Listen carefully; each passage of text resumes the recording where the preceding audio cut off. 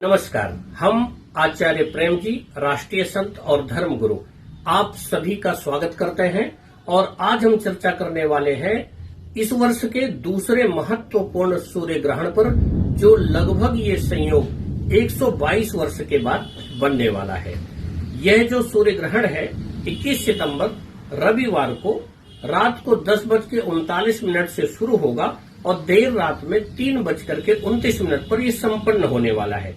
भारत में ये दृश्य जरूर नहीं है, परंतु भारत की राजनीति पर, विश्व की राजनीति पर इसका गहरा प्रभाव पड़ने वाला है। यह जो नक्षत्र है, ध्यान रखिएगा, उत्तरा फाल्गुनी नक्षत्र और कन्या राशि पर पड़ने वाला है।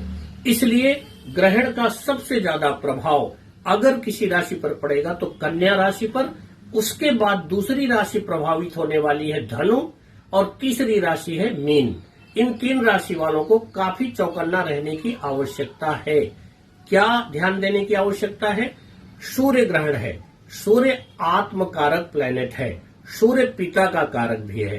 तो इस राशि वाले पिता और पुत्र, पुत्री और पिता के संबंधों में बहुत सावधानी बरतने की आवश्यकता है। असंतुलन पैदा हो सकता है। कन्या राशि वालों को स्वास्थ्य पर असंतुलन पैदा हो सकता है। अपने खान पान का ध्यान रखना है। कर्म क्षेत्र में तनाव बन सकता है। दूसरा, आप नई योजना इस दौरान ना बनाएं। हो सकता है कर्म क्षेत्र में स्थान परिवर्तन या मानसिक दबाव, आपको ज्यादा काम आपको मिल सकता है। इसलिए थोड़ा सावधान रहना है, धैर्य के साथ अपने काम को संपन्न करना है।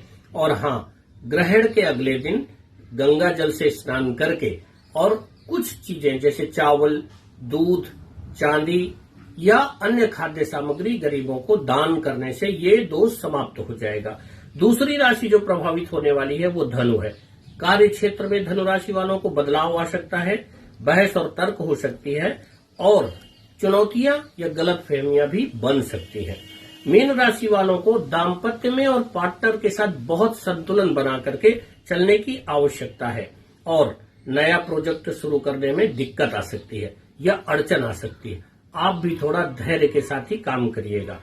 यहाँ पर कन्या राशि पर जब ये ग्रहण आ रहा है, उसी दौरान मैं देख रहा था कि इसमें सूर्य, चंद्र और बुध, तीन ग्रह कन्या राशि पर विराजमान है और शनि दृष्टि भी डाल रहे हैं। इसलिए थोड़ा सा आपको केयरफुल रहना है। अब इस ग्रहण के दौरान क्या करना है, क्या नहीं करना है। महिलाओं से हमारा करबद्ध प्रार्थना और निवेदन, आप लोग ग्रहण के दिन, मैं तो कहता हूं 12 घंटे पहले आप सब्जी न काटें, फ्रूट न काटें, ताला न खोलें, चाकू, चिमटा आदि का प्रयोग बिल्कुल ना करें। सुई धागे का प्रयोग भी आप लोग बिल्कुल ना करें।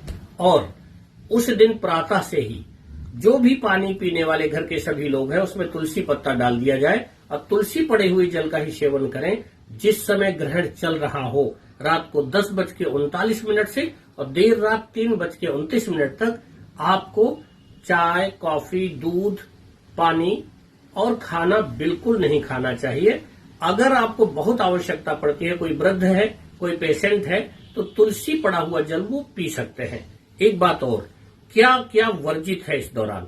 स्त्री फल नहीं काटेंगे, आपको पता चल गया, परंतु वासना और संभोग ये बिल्कुल वर्जित है। ग्रहण लग जाएगा आपके दाम्पत्य को। नई योजना, नई प्लानिंग नहीं करनी है। और आपको इस दौरान करना क्या है? यदि आप जाग रहे हैं उस टाइम, तो आप ऊनी आसन बिछाइए और अपने इष्ट के मंत्र का पाठ करिए। आदित्य हृदय स्तोत्र का पाठ ग्रहण के दौरान यदि आप घी का दीपक जला करके और उसमें थोड़ा केसर डाल करके करते हैं तो ग्रहण का प्रभाव आपके पूरे परिवार पर नहीं पड़ने वाला। अब बहुत सारे लोगों को ये होगा कि पॉलिटिकल असंतुलन क्या है। 122 वर्ष के बाद ये दुर्लभ संयोग है। पितृ विसर्जनी अमावस्या के दिन ये ग्रहण पड़ रहा है।